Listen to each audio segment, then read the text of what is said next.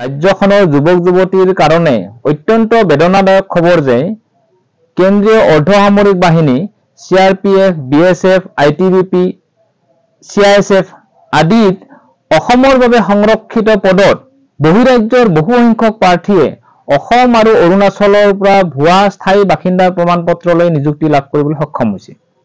এই কথা শেহতীয়াভাৱে সংবাদ মাধ্যমত তথ্য প্ৰমাণসমূহ প্ৰকাশ পাইছে। আমি এই ঘটনাৰ তীব্ৰ প্ৰতিবাদ কৰিছো আৰু ইয়াৰ এক উচিত তদন্ত কৰি সঠিক ব্যৱস্থা গ্ৰহণ কৰাৰ কাৰণে মুখ্যমন্ত্ৰীৰ ওচৰত দাবী উত্থাপন কৰিছো।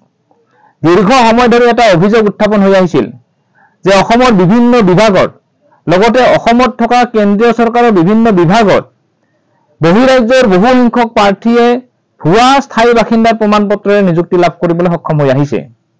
এই ঘটনাৰ লগত এটা বৃহৎ সিন্ডিকেট চক্ৰ, এটা লাখ লাখ টকাৰ এটা কেলেংকাৰী চলি আছে।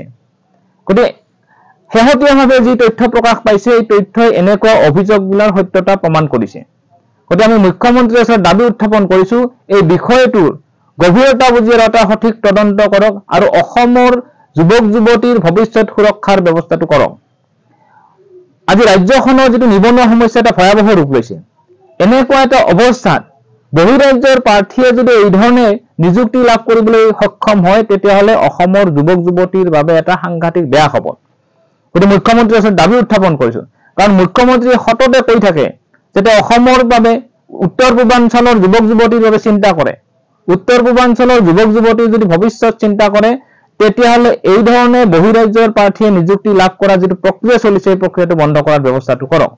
আমি দেখিছো বিগত সময়ছোৱাত বিশেষকৈ দিল্লীত যিটো বিজেপি চৰকাৰ আহিছে, দিছপুৰত যেতিয়া বিজেপি চৰকাৰ আহিছে, এই দুই চৰকাৰ অহাৰ পিছত বহিৰাজ্যৰ প্ৰাৰ্থীয়ে ৰাজ্যখনৰ বিভিন্ন পদত, আনকি শিক্ষা বিভাগৰ দৰে পদতো বহিৰাজ্যৰ প্ৰাৰ্থীয়ে ভুৱা চাৰ্টিফিকেটৰ জৰিয়তে নিযুক্তি লাভ কৰা যিটো প্ৰৱণতা সেই প্ৰৱণতাটো বাঢ়িছে। গতিকে এনেকুৱা এটা অৱস্থাত মুখ্যমন্ত্ৰীৰ ওচৰত দাবী উত্থাপন কৰিছো, সঁচাসঁচি যদি অসমৰ যুৱকৰ চিন্তা কৰে, সঁচাসঁচি যদি উত্তৰ পূৰ্বাঞ্চলৰ কথা চিন্তা কৰে তেতিয়াহ'লে এই ধৰণৰ অবৈধ নিযুক্তি, ভুৱা চাৰ্টিফিকেটেৰে নিযুক্তি প্ৰক্ৰিয়া চলি থকা যিটো সিন্ডিকেট যিটো প্ৰক্ৰিয়া এই প্ৰক্ৰিয়াটো বন্ধ কৰাৰ বাবে ব্যৱস্থা গ্ৰহণ কৰক।